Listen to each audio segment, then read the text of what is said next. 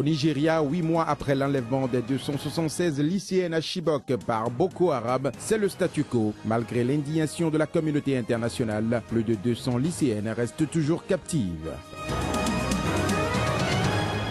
Au Gabon, l'opposition avance 3 morts à l'issue de la manifestation de ce samedi contre Ali Bongo Ondimba. Le parquet de Libreville a quant à lui annoncé qu'un étudiant avait été tué au cours de cette manifestation. Nous parlerons également des préparatifs des fêtes de fin d'année dans ce journal. En Allemagne, les marchés de Noël restent un passage obligé indémodable à Berlin en cette période.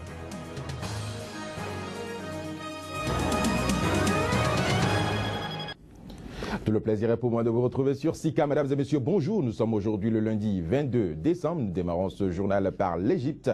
26 hommes accusés d'avoir organisé ou participé à des orgies homosexuelles ont comparu ce dimanche pour débauche 15 jours après leur interpellation dans un hammam du Caire le 7 décembre dernier. Les prévenus, certains en larmes, tentaient de dissimuler leur visage en gardant la tête baissée alors que les policiers les faisaient entrer dans le box grillagé du tribunal du Caire.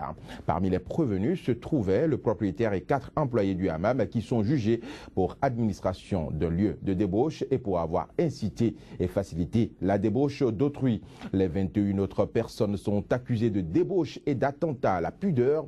Le procès, qui n'a duré que quelques minutes, ce dimanche a été ajourné au 4 janvier prochain. Selon l'enquête du parquet, le hammam accueillait des orgies homosexuelles. Le Nigeria, à présent, le 14 avril 2014, le groupe islamiste radical Boko Haram enlevait 276 lycéennes à Chibok. C'était dans le nord du pays. L'événement, en son temps, avait suscité l'indignation de la communauté internationale. Mais 8 mois plus tard, c'est le statu quo. Plus de 200 lycéennes restent toujours captives. Reportage.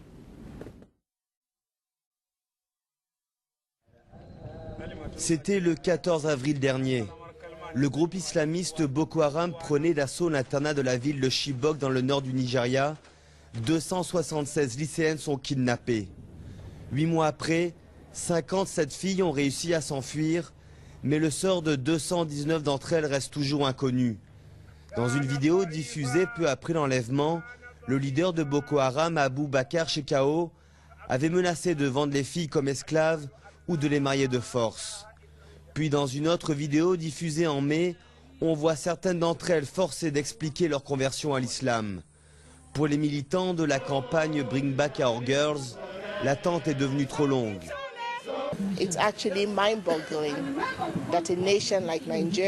C'est vraiment ahurissant que dans une nation comme le Nigeria, nous n'ayons pas encore ramené nos filles près de 7 mois plus tard. Mais nous allons continuer à faire pression sur le gouvernement pour qu'il fasse le nécessaire et ramener nos filles maintenant et vivantes. Les autorités nigérianes sont incapables d'enrayer l'insurrection dans le nord du Nigeria et le président Goodluck Jonathan est souvent critiqué pour son inaction. Boko Haram multiplie les attentats depuis l'enlèvement des lycéennes et devient une véritable menace régionale. Le nord du Cameroun subit de plus en plus d'incursions sanglantes et le Niger et le Tchad redoutent des attaques. En octobre, les autorités ont annoncé un cessez-le-feu et la libération des otages de Chibok. Rien de tout cela ne s'est produit.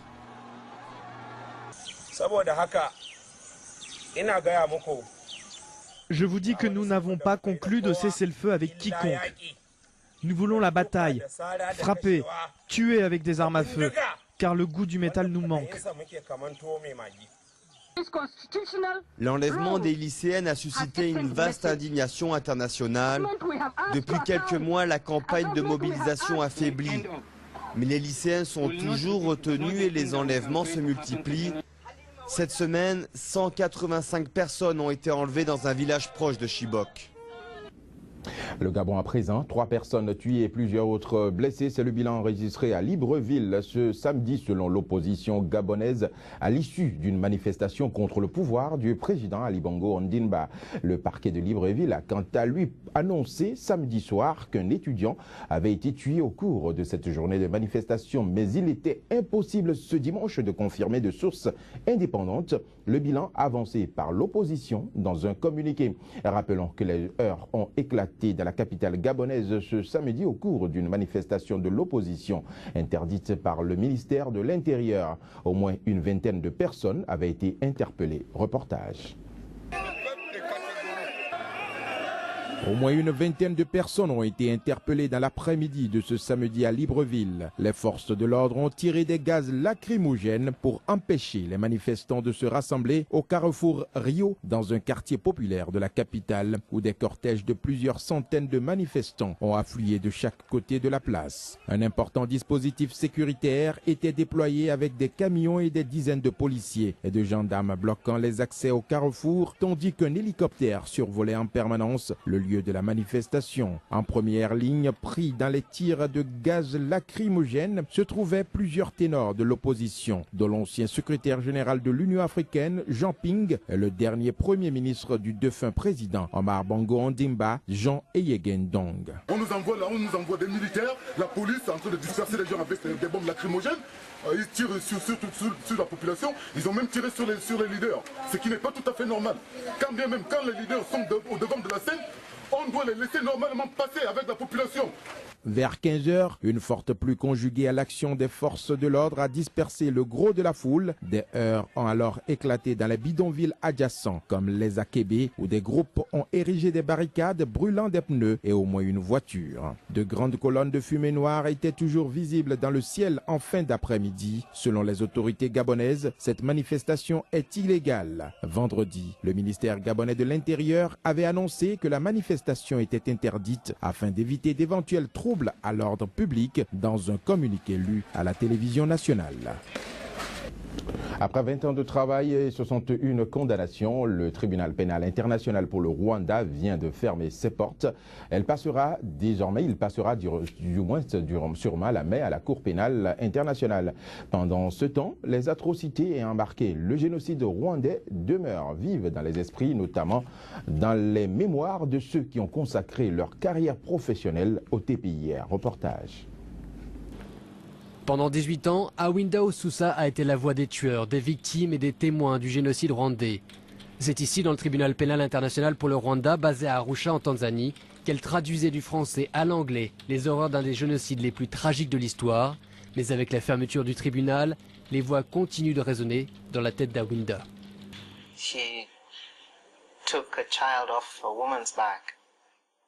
Un homme a pris un enfant qui était sur le dos de sa mère, l'a tenu par les jambes et l'a coupé en deux avec une machette.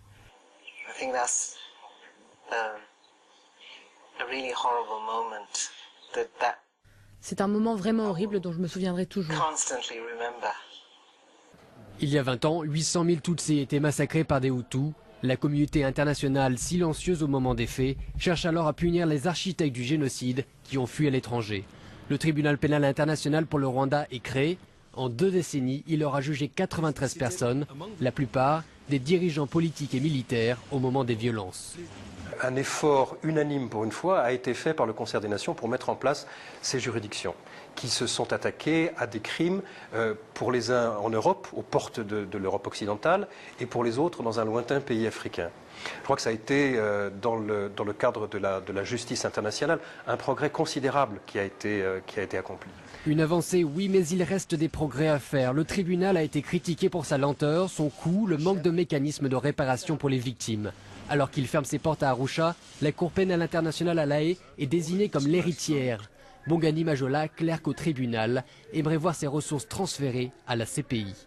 Je pense que nous devons envoyer nos ressources limitées à la Cour pénale internationale et la renforcer et encourager les politiques à accepter la Cour pénale internationale comme une entité qui intervient lorsque les autorités nationales et régionales n'ont pas la volonté politique d'agir. Un souhait ambitieux, mais pour Bongani, un pays déchiré par une guerre civile ne peut rester en paix que si justice est faite. La période de fin d'année rime avec les fêtes, mais malheureusement au Sierra Leone, la fin de l'année 2014 aura une autre couleur, car les autorités du moins viennent d'interdire tout rassemblement pour raison de fête. Elles ont néanmoins autorisé une campagne porte-à-porte pour sensibiliser la population à une meilleure protection contre le virus Ebola dans l'ouest du pays. Des centaines de travailleurs de santé ont entamé depuis mercredi dernier cette mission dans les régions les plus touchées du pays, une opération qui durera jusqu'au 31 décembre prochain. Reportage. Sur le terrain, des centaines de personnels et d'auxiliaires de santé se sont déployés mercredi, peu après le lancement officiel d'une opération de sensibilisation à la lutte contre Ebola de la population de la région la plus touchée en Afrique de l'Ouest. La campagne lancée par le président Ernest Bai Koroma dans une allocution annonce de nouvelles restrictions de déplacement pendant les fêtes. Il est appuyé par les membres de son gouvernement. Notre décision en tant que gouvernement de diminuer les festivités concernant Noël et jusqu'au Nouvel An est motivée par le fait que dans les régions de l'Ouest en particulier, nous avons une hausse des cas de nouvelles infections liées à Ebola comparé au reste du pays.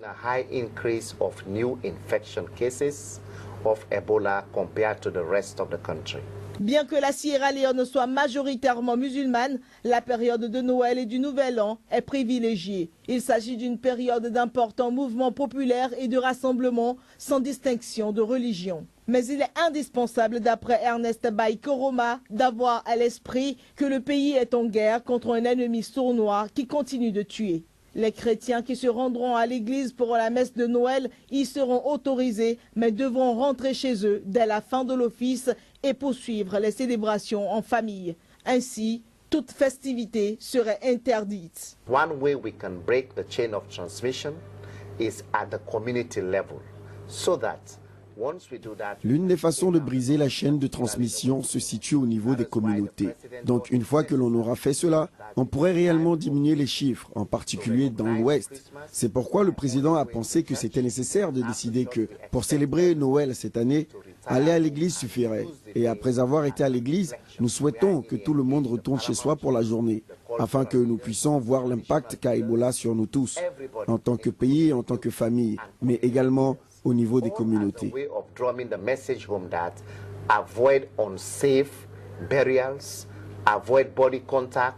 Tous les rassemblements publics sont interdits et cela inclut toutes les activités publiques autour des restaurants, boîtes de nuit et zones de plage de la région de l'Ouest. En Guinée voisine, le gouverneur de la capitale Conakry a décrété mardi l'interdiction des fêtes de fin d'année, invoquant le respect de l'urgence sanitaire.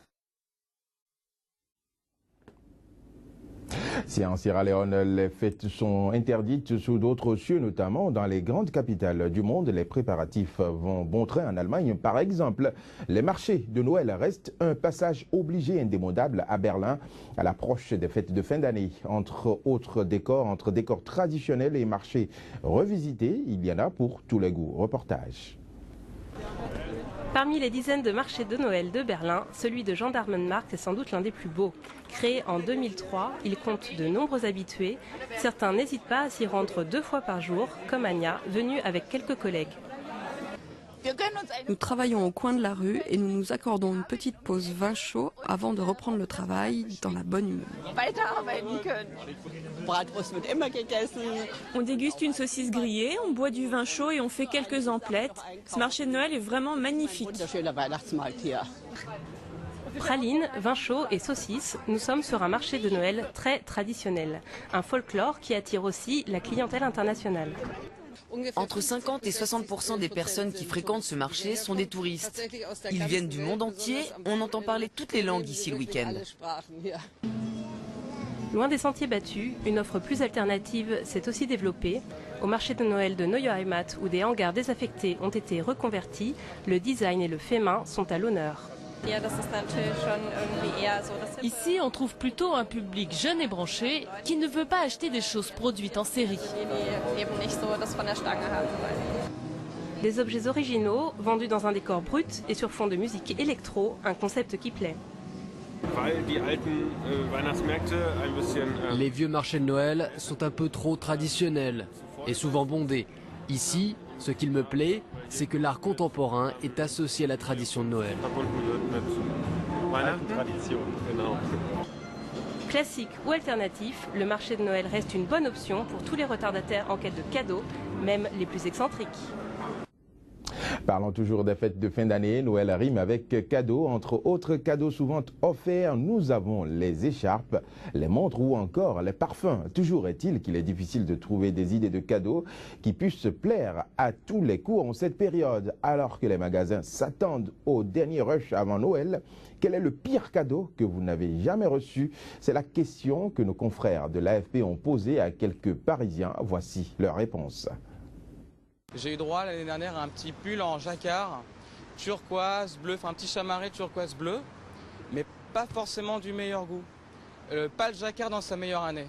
Voilà. Donc de temps en temps, quand j'ai vraiment envie d'être repérable, je le mets devant mon chat. J'ai perdu mon chat et j'ai eu droit à un savon à l'effigie de mon chat qui est soluble, donc le truc qui est de bon goût. Comment dire? Merci belle maman. Et voilà, mais sinon la magie de Noël, non, elle fonctionne bien. Pas forcément tout le temps dans les cadeaux, mais elle fonctionne bien. Mon environnement a bon goût. J'ai pas eu de pire cadeau, mais je pense que je vais l'avoir cette année. Tous les Noëls, c'est les caleçons.